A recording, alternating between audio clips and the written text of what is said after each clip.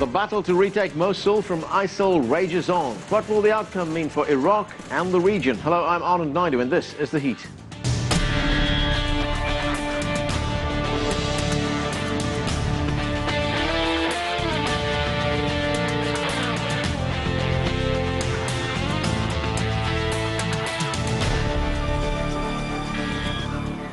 Ever since ISIL fighters captured the city of Mosul in northern Iraq in June 2014, it's been a vital stronghold for them.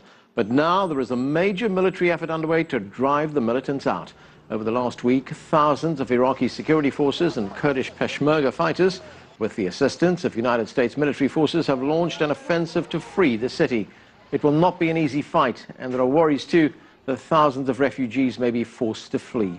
We begin with CCTV correspondent Natalie Carney, who joins us from Erbil. And Natalie, what's the latest on the battle to retake Mosul? How large is the offensive? Who's involved? And how is it progressing so far? Well, what we're seeing right now is very good progress on it. Forces are currently surrounding the town of Bashika, just northeast of Mosul. They haven't yet entered the town. They are expected to do so in the next 48 hours. But when they enter and they reclaim the town, they will then be on the doorstep of Mosul itself. Iraqi forces at the start of this operation were approaching Mosul from the south and the east, while the Peshmerga forces were coming at it from the north and the east. Now they're sort of combining their forces the closer to the city that they get. Teams are now going through the some 50-plus villages that they've been able to reclaim over the last week to rid them of any mines left behind by ISIL, a very common tactic, and to completely clear the area of any resistance or any extra threats that could be lingering around, and to enable residents to return. Altogether, there's close to about 100,000 soldiers involved in this operation. We have, as you've mentioned, the Kurdish Peshmerga forces. We have the Iraqi army. There's some local police involved, as well as some Shia groups, as well. Turkmens are involved, and controversially, we are now seeing on the ground some participation from Turks, from the Turkish side. Very controversial that, though, however, to Baghdad. And in the skies overhead, of course, we have the U.S.-led coalition. So yes, it's a very complex, it's a huge mosaic of different factions coming together to try to reclaim Iraq's second largest city. Now, there's been a lot of optimism up to this point about the progress that has been made, but there's also a lot of acknowledgement and understanding that this battle is only going to get much more difficult the closer to the actual city that they get. And Natalie, what do we know about the number of civilians trapped inside Mosul? Also, what is expected on the numbers of refugees? Where might they go?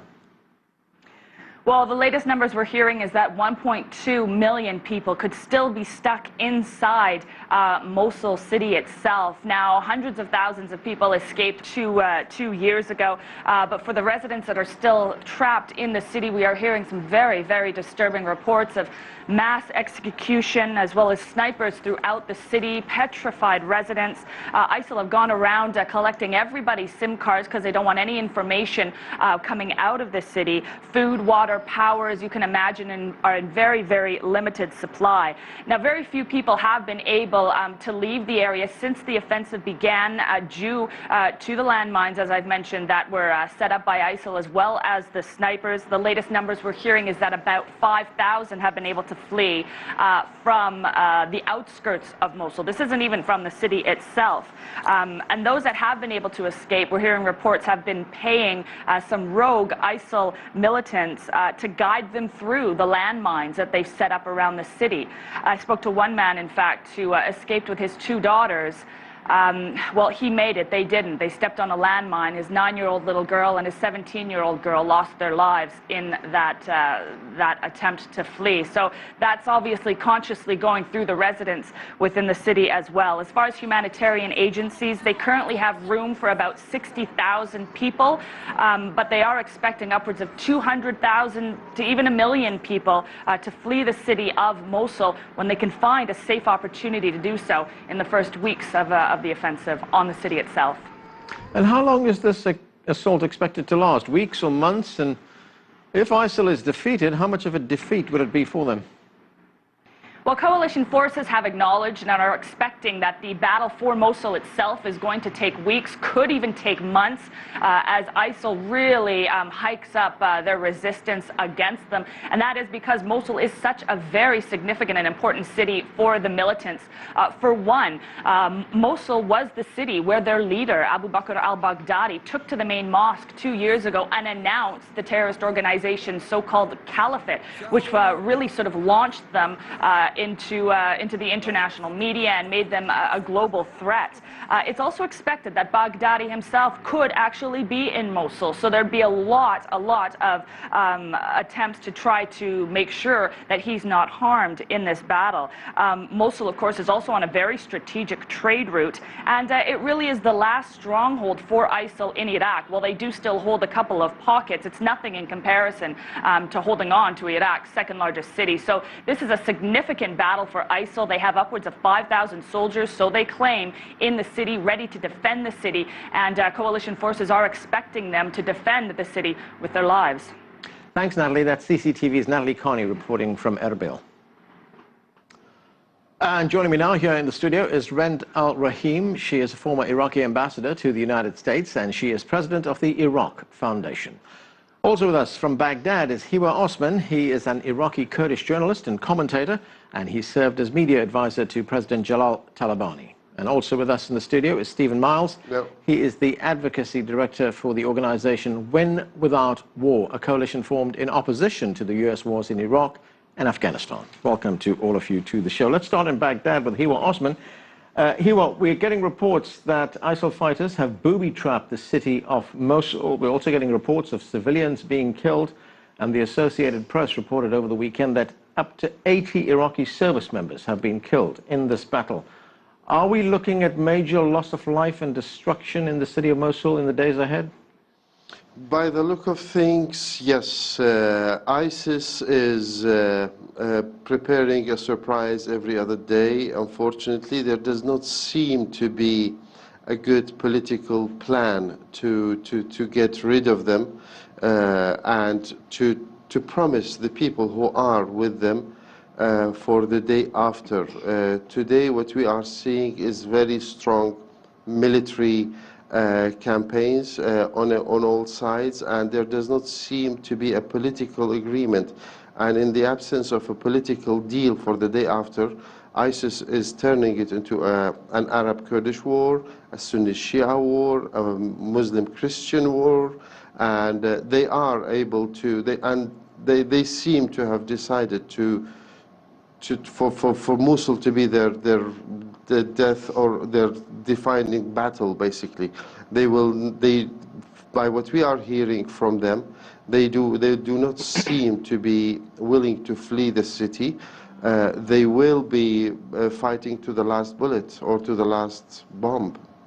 Ambassador, no political plan. What is your assessment of what is going on in Mosul right now?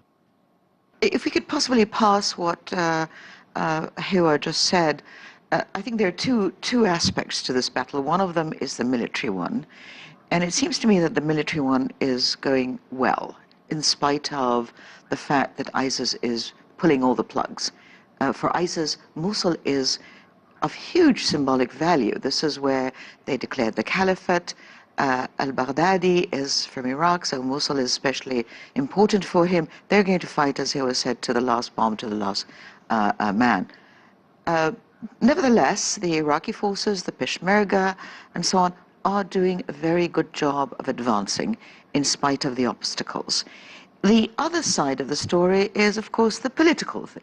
What happens when Mosul is liberated? And this is where we have the big disjointed, planless move forward. In other words, there really isn't, apart from possibly an agreement between the government of Iraq and the government in Erbil, the KRG.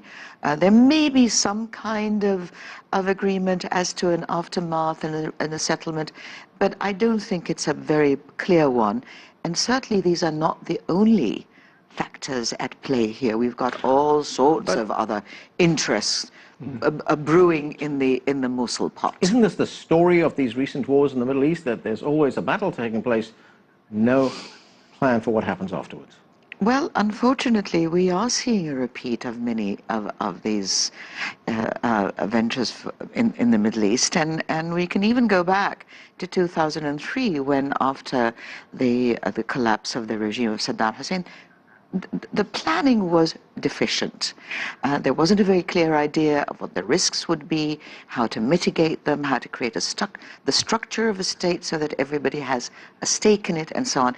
Yes, I think this is a drawback that we have seen again and again. But in Mosul, it's very dangerous, because I think the Battle of Mosul is going to determine whether Iraq stays as a unified country, perhaps with autonomous regions and so on, but as a state, or will simply fall apart completely. I think Mosul is going to be the defining moment when we find out. Stephen, what is your opinion right now? As the ambassador says, Iraqi forces, Peshmerga forces, have been making some progress, but there is no plan for what happens afterwards. And in the meantime, are we going to see another humanitarian disaster here, people fleeing the battle? Yeah, unfortunately, I think we are going to see another humanitarian disaster. And I think you hit the nail on the head when you said this is kind of the same song we've heard before, unfortunately.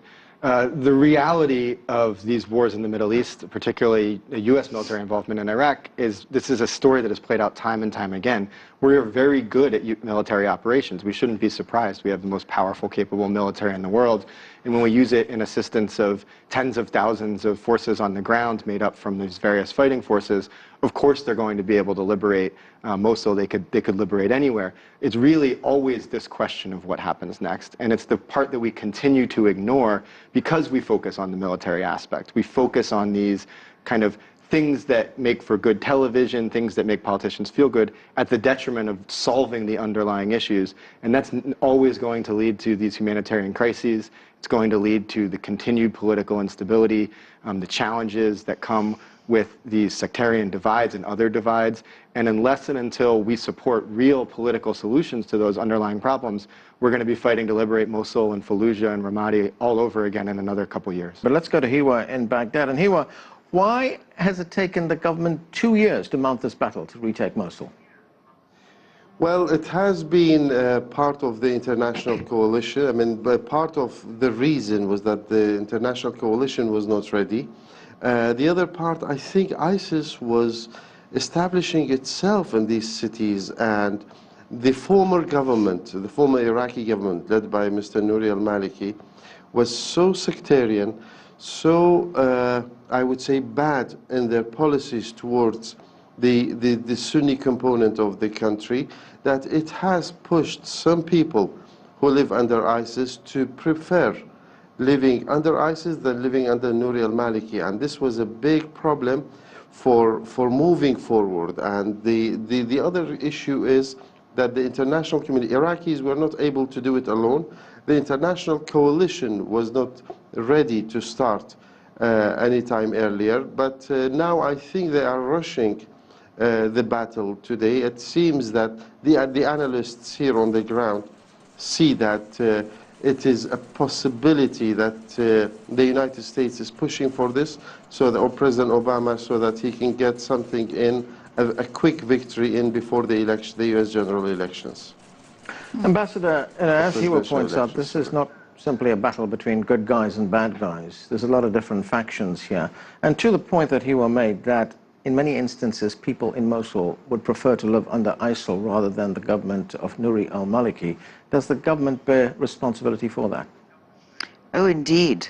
I think what we had before 2014 really was the seeds and the hospitable environment for the growth of something like ISIS. As Hiwa said, the Sunnis were alienated, disenfranchised, persecuted. The Kurds, of course, Hiwa didn't mention that, but the Kurds were also alienated. What we had by 2014 was a country that was deeply divided.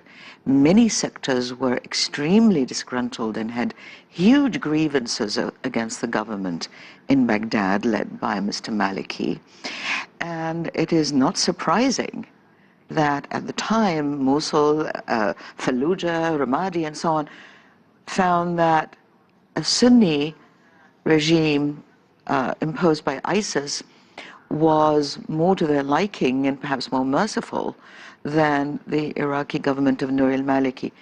But going back to your question, why did it take 2 years? I think it's actually rather miraculous that it took 2 years, because the collapse of the Iraqi army, first of all, the disintegration, the dysfunctionality of the Iraqi army in the final years of Nouri al-Maliki was known to all. And obviously, as we know, when ISIS moved into Mosul and Ramadi and Fallujah and Salah ad-Din, the Iraqi army, there was no there. There was no content to this Iraqi army. But surely the collapse of the Iraqi army goes back to before Nouri al-Maliki. It goes back to the time the United States occupied Iraq. Yes, but there had been an improvement of the Iraqi army up until 2011. The US and the allied forces and the coalition that existed up to 2011 actually did a lot of training, brought in officers, trained them, trained police and so on. There was a very large training program. But after 2011, and particularly after 2012, we began to see a gradual decline. Cronyism, replacement of officers and so on, sapped the morale of the army, and the command and control structure really was collapsed. And so in 2014, the collapse of the army was total. We needed the 2 years in order to rebuild the armed forces. And it would never have been possible, no matter how much coalition and allied support there would have been, it would not have been possible to do it in less time than that. And I think it's actually quite remarkable that the army has been rebuilt to this point. Now, we're not talking about all the army. We're talking about certain units that have been truly empowered and capacitated. Right, Stephen, 2 years needed to rebuild the Iraqi army, but does Iraq need the US army? Because the US army in the first place was what broke Iraq. I think no, the answer is not. I mean, one of the more pernicious myths we're seeing kind of through this election season in the US is this notion that somehow all the problems in Iraq right now are because there wasn't a couple thousand American troops there after 2011. Beyond setting aside the fact that that wasn't politically feasible, there wasn't a deal to keep them there, American troops are not magical. They are not a solution to every problem. American military is immensely powerful. It is immensely capable. But the American military was not going to solve the problems of corruption inherent. The American military was not going to solve the underlying political discord. And in reality, when you see a large American military footprint, as we saw in Iraq earlier and as we still see in Afghanistan, the focus on force protection for Americans, the focus on American military objectives, the way that operates in practice is we make the other factors subservient to that. We don't focus on corruption. We don't focus on the political. So more American troops in this instance would very likely lead to worse outcomes, not better outcomes. Okay, we're going to have to take a break right now. Much more on the fight for Mosul when we come back. Stay with us. You're watching The Heat. Welcome back to the show. We're talking about the battle to retake Mosul from ISIL fighters. Let's get back to our panel. Ambassador, I'm going to start with you on a point that Stephen raised earlier on. That is that the future of Iraq is going to be decided by Iraqis. What's the future of Iraq? Is it going to be a unified state, a nation state, or is it going to be divided into little sectarian sectors? Well, I hope it will remain as a unified state. However, a great deal of thinking has to be done about granting autonomies, creating regions, certainly giving the provinces much more powers. We have 18 provinces, or 15 plus the KRG, but giving those provinces much more powers than they already have. So a certain devolution and decentralization has to be put in place.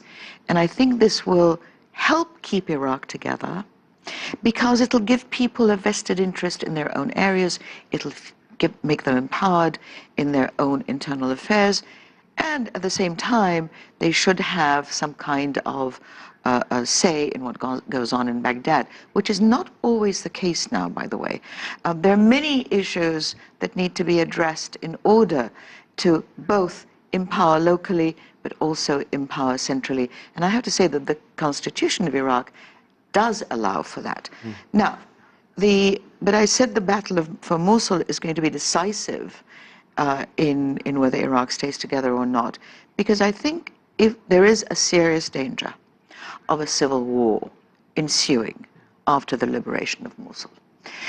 And if that civil war does take place, then that will be a prelude, the signal to the collapse of the Iraqi state, and not just into federations, but I think a real collapse, in other words, the creation of new states. Very quickly then, Ambassador, do you see the political will in Baghdad for devolution, for granting autonomy to the regions? Well, you know, devolution and autonomy were always on the table and are actually written into the constitution. The problem is that until 2014, until we got the new government of Haider al-Abadi, there was no wish to implement this devolution, this autonomy, and so on. I think now with the massive incursion of ISIS, the shock to the system that ISIS has created, there is a greater willingness. The problem with devolution is that parties have to give up power. Right. The central government has to give up power. Why should they? And because of the shock of ISIS, I think now there is more of a realization that if we don't do it, we're going to lose it. Okay. Hiwa, let's get back to the battle for Mosul. This was the city where ISIL announced its caliphate. This is where the caliphate started. If Mosul is taken by Iraqi forces, how much of a setback would that be for ISIL towards that end of creating this caliphate? Well, it will certainly be a big blow, but it depends what Mosul the Iraqi forces will walk into. Will it be a totally destroyed city?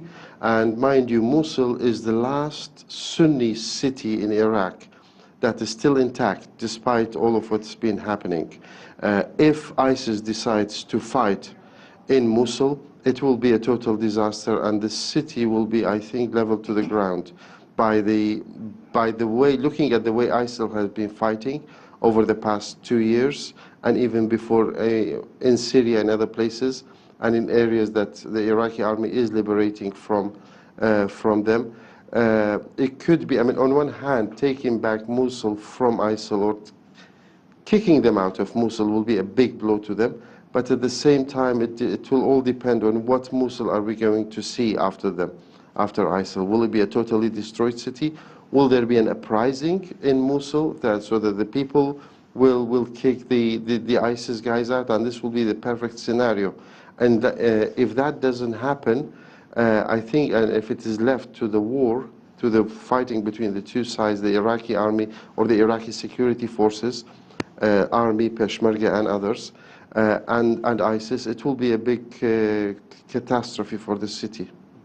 Stephen, we're told that United States Special Forces are heavily involved in directing and leading this campaign to retake ISIL. What does this tell us about the US role in Iraq 13 years after it launched this war in 2003?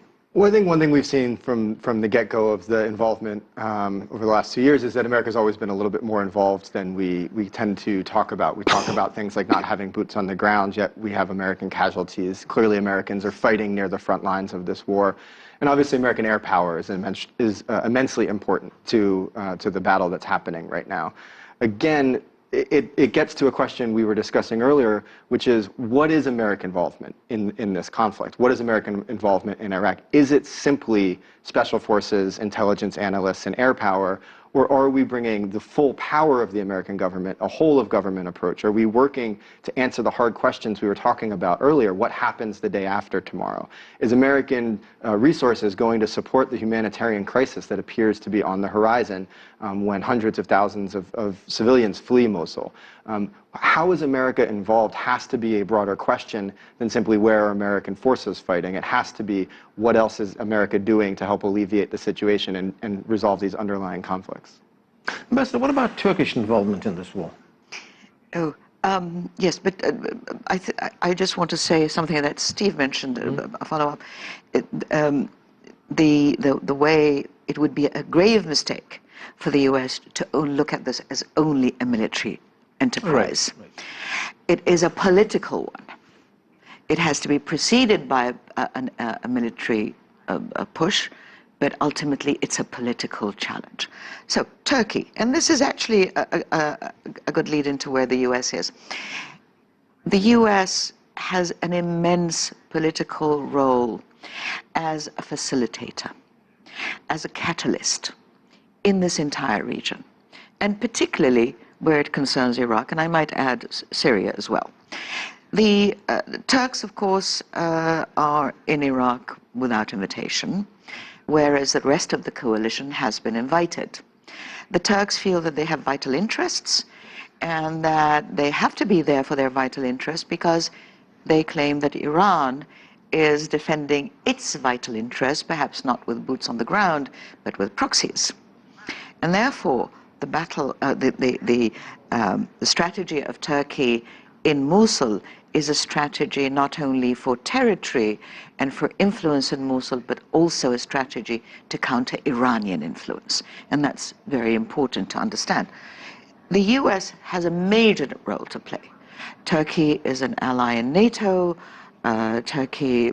We have problems with Turkey now, but traditionally and historically, Turkey has been an ally of the United States, right. And the United States is also an ally of Iraq, and therefore it ought to be able to play a role in negotiating some kind of accommodation between the Iraqi government and the Turks. And there have been articles recently. I mentioned an article by Ambassador Zalmay Khalilzad, who suggested that the Turks may be involved in the coalition forces and so on.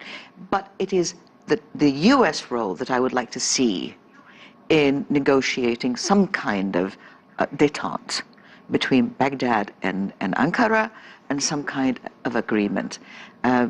Nobody wants, well, the Iraqi government doesn't want Turkey there, but it is understandable why Turkey feels it needs to be there in some way. Hiwa, what about the Kurds? Kurdish forces are involved in this battle to take Mosul. What would the Kurds want after the battle? Well, the Kurds are aware of the sensitivities surrounding this, the retaking or the liberation of Mosul. Right now they are fighting. This is the result of a political agreement between Abadi and Mr. Barzani, Prime Minister Abadi and President Barzani of the KRG. And right now there seems to be, for the first time in decades, there seems to be full cooperation between the Peshmerga and the Iraqi army. And they seem to be in touch on daily basis on the progress of the battle, and they are coordinating efforts. Now, what happens after that, it will all depend on the way the battle will end, and it will also depend on the political deal, whether there is a political deal for the day after or not. Iraq today is at a major crossroads, I believe. Various factors involved, regional, international, and local. And today we really have to see, it's very difficult to predict now what will the future look like, as Ambassador Rand Rahim said. Okay, and we have to leave it there. Thanks to all of you for joining us. That's it for this edition of The Heat. We'd love to hear from you, so please send us your questions, comments and story ideas to theheat@cctv-america.com. And we'd like to continue the conversation on social media. Give us your thoughts and comments on our Facebook page. You'll find that at CCTV America. I'm Anand Naidu in Washington, D.C. Thanks for watching.